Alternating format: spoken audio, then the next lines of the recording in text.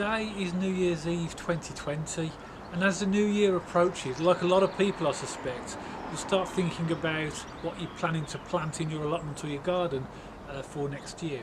So today what I'm going to do in this video is show you some of the seeds that I've already got and where I get my seeds from, and show you my plan for planting for 2021. So in the video I'm going to show you how to select your vegetable seeds efficiently and how to consider succession planting. So if you like the video, then give it the thumbs up, and if you want to subscribe to future videos, then please press the subscribe button.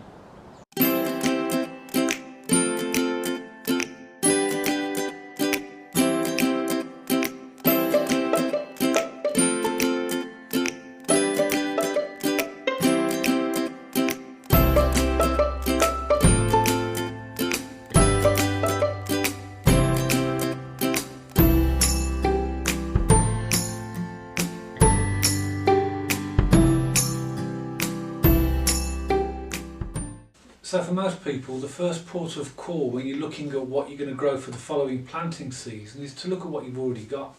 It's highly likely, if you've grown vegetables before, that you're going to have seeds left over from last year, and that could be because you've bought too many. Could be that you've maybe bought a packet of seeds where there's so many seeds in there that you just didn't need them all.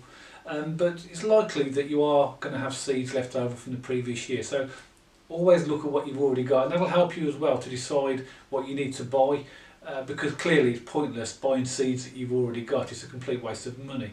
One thing I'll do is look at my vegetable planner here, which you would have seen this on the previous video. It's an Excel spreadsheet that I use just to plan out my growing positions as they stand today. I mean, this does change as I go through the growing year, and it can be adjusted, but it gives me a good starting point for looking at my seeds to decide what I need to buy, where they're going to go, and also when I'm going to need to plant them. So looking at the seeds that we've already got, I've picked and selected a few varieties of seeds that I've found that I've got left over from last year to show you some of the things that I've been growing, and these are all things that I still plan to plant this year because they were successful last year. All packets of seeds will have a expiry date or best by date on the back, so check that. Really, you want to be using seeds that are no longer than a year old, although you can grow seeds that are older than that, and I've had some success with some fairly old seeds, but you do take a bit of a chance the older the seed to get. So try and have fresh seeds as much as you possibly can. So these are some of the varieties that I've got that I'll quickly show you that I've already got, and all of these varieties, these are all from high street stores or purchased from high street stores. So they're common varieties that you can just get on the high street. You're going to see in a minute that I've actually bought seeds in different ways this year for the first time, and I'll talk about that in a minute. So this is something I want to particularly show to you. It's a variety of beetroot called Renova, and I'm really pleased with these. I grew these for the first time this year. They are actually a thinner variety of beetroot, and not like the globe variety that you might be more familiar with. I had a lot of these. They don't grow as big as the bulb or globe variety, but you do get quite a lot of them. Very sweet beetroot, and I've still got some in the ground, even in the allotment now. So that if you want to try something different and you haven't grown those before, Renova is a good variety of beetroot to try. Courgettes, I've got them left over. I haven't even opened this packet. You don't tend to get too many courgette seeds, but you'll see towards the end of the video that I've actually been able to get my own courgette seeds from my previous harvest last year. Sweet corn, this is a fantastic variety of sweet corn. It's called Incredible F1. It produces really nice big cobs, and again very, very nice when you boil them. Radish, there's loads of varieties of radish on the market. Variety called Scarlet Globe. Yeah, they're the more rounder type of radish. Again, radish are fairly easy to grow, so if you are going to get radish, they're a great variety to put in, and you can get them very quickly after you've planted them. Parsnips there, a hollow crown. Love parsnips, so I've got plenty of those. Got spinach. Cucumbers. Cucumbers, I always grow outdoor cucumbers or ridge cucumbers. And this is a variety called Market More 76. Produces a lot of cucumbers, excellent variety. So if you haven't tried them, give them a try. Carrots, Autumn King 2, and I've got broad beans, which are an all year round variety called Bunyard Exhibition. I'll talk about those a little bit later as well. And also I've got some some pea or mange too, and these are called Oregon Sweet Pod. So already those are already seeds that I've got from the previous year, so I clearly don't need to buy any of those. So the first port of call then is, like most people, look at what you've already got. So here's a close-up of some of the seeds that I have. There's my vegetable planner, which I spoke about in the previous video, and here are the seeds or the packets that are left from last year. As I've already mentioned in the audio, I always check the dates on them, but this is a good place to start when deciding what you need to buy and maybe what worked well last year and what you want to buy again, or maybe what didn't work so well. Another thing that you might do when selecting what you want to plant is look online, and this is the first time I've done this year, is to put an order of online seeds. I've been really pleasantly surprised by when you go on a website to see the variety, the range of varieties that you have compared to what you would have in a high street store. Allows you to be much more targeted on what you want to grow. So this is my first order, came a number of days ago, so I'll talk you through it and you can see what's in there. This is a company that I've selected called DT Brown. They're a company that I've obviously not used before because it's the first online order, but it's one that I've seen recommended by other people, so I thought I'd give it a try. So well on their website, very easy, shows you all the different varieties of things and the prices. You put your order in, put it in the basket, and then you just place your order. They give me a catalogue which came a few days ago after the order. Actually, this came under separate post, so this is everything you'd see on their website, possibly some other things in there as well in relation to different varieties that they might be growing. So that's always worth a bit of a read. These are the varieties that I've ordered for the first time.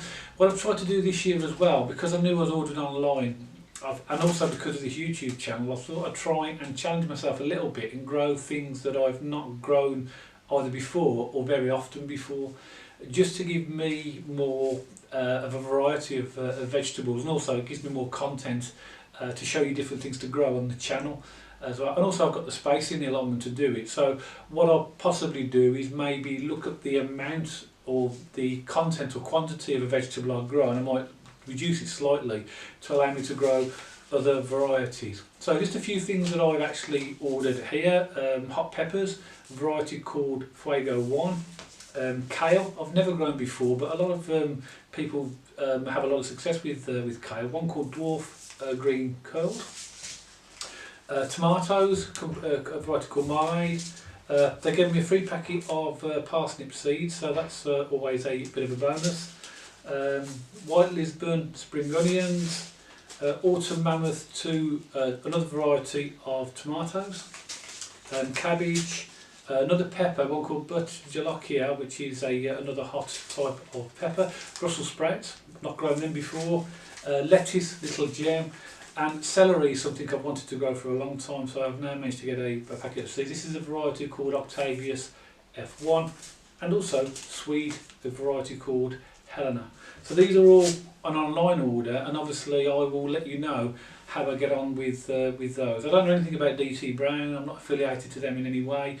It's just a variety or a supplier that I've selected based upon good things I've heard from other people, so I'll let you know how I get on with them. So the second way of actually looking for what you're going to grow next year is to, after you've looked at what you've already got left, look at what you've got or what's available online. So here are the seeds I've just shown, just so you can have a bit of a close-up, so you can see the different varieties. Peppers, Brussels sprouts, cabbage, leek, more peppers, celery and Swede, which I'm really excited about growing. And then we come down to, that's the free seed they gave me, parsnip, so anything free is always a bit of a bonus, isn't it? Spring onion, lettuce, tomato and kale. The final thing that I'll do when looking at seeds is actually look at what I collected from last year, and this is something that I'm really excited about because it's something I've been wanting to do for a long time. A lot of people talk about that they want to be sustainable or self-sustainable, and part of that it means that they produce their own seeds. Well, nature provides a way where we can actually collect the seeds. So if you know how to do it, which is pretty straightforward, then you can collect your own seeds. So I'm going to show you in a minute some of the seeds that I've actually collected from last year. And I'm a pretty tidy person, I would say, but if you are going to collect seeds, you've got to be prepared to maybe allow your allotment to look a little bit untidy, because the way a lot of these seeds are produced is you allow the plants to grow on and die off, so they look a little bit untidy, and then when the pods, or if they are pods, dry out, that's when you get your seeds. So here's some of the seeds that I've collected from my crop from last year. Some of these seeds are provided by a colleague of mine, the allotment's called Andy, so if you're watching, Andy, thank you very much. And this is some of the seeds that he gave me actually. Don't worry about the containers, these are just discarded containers that my daughter was throwing away, and I thought, oh, they're good containers for seeds, so I could take these off, but I left them on. These are climbing French beans.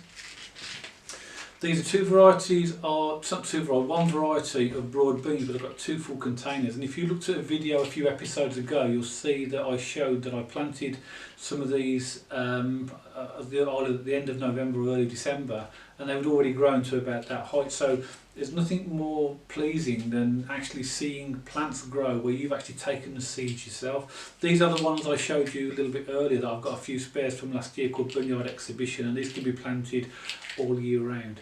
So that's broad beans. I've also got some spinach that was provided by Andy as well, so looking forward to growing that. I'll grow that in pods and then transplant them when they're ready.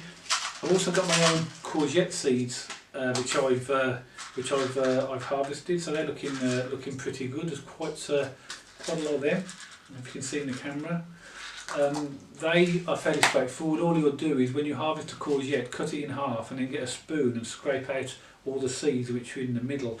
Then pick them out and then put them on paper towel and leave them to dry. I leave them on a window ledge and let the sun or the heat get at them, and after a week or two they're ready to dry out, and then put them in an airtight container ready to grow. Got 2 tubs of Monge 2 here. You can see them. They were the Oregon sugar pod variety that I showed you a little bit earlier, but there's plenty of them for me to be able to have a good crop of Monge 2 this year. The good thing about harvesting your own seeds as well is if you have varieties that you particularly like or particularly familiar with, getting your own seeds gives you a constant supply of seeds for that variety. You don't have to worry about whether they're in stock or whether they're going to be discontinued or whatever. And so final things that I've got here, I've got some, this was provided by Andy again, spring cabbage, just a few little seeds there, so we'll put them in, see how they grow. These are coriander seeds. I've never grown coriander before. They will go in, and I love the smell of these. They actually literally do smell like coriander. In fact, actually a lot of recipes use coriander seeds, don't they? But I shall plant them and see how they go. And finally I've got another variety of climbing French beans. So all of those seeds that I've just shown you there are all seeds that I've actually harvested, or some of them were given to me by another allotment here. So I haven't got to buy them, and they're just readily available on your allotment or in your garden just for you to pick yourselves. So 3 ways you'll look at your seeds for next year will be looking at what you've already got, looking at online, and taking your own seeds. These are my own seeds, the ones I've grown myself, you can see for yourself.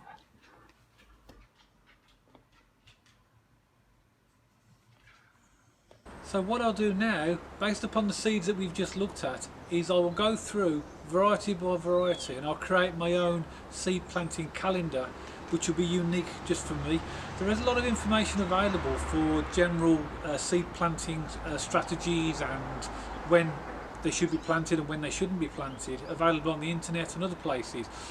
But this will vary depending upon where you are in the world, what type of climate you've got, and also what variety of vegetables you grow. So if you create your own, you can use it as a really useful tool throughout the growing season to find out what you want to grow and when. That's going to help me with succession planning as well, so I can see when a plant or variety or vegetable is about to be harvested and have a plan in place for putting something back in where that previous vegetable has been removed. Hopefully you find the video of use, and if you do like it then give it the thumbs up. If you want to subscribe to the channel then please feel free to press the subscribe button. Wherever you are in the world, I wish you a very happy 2021.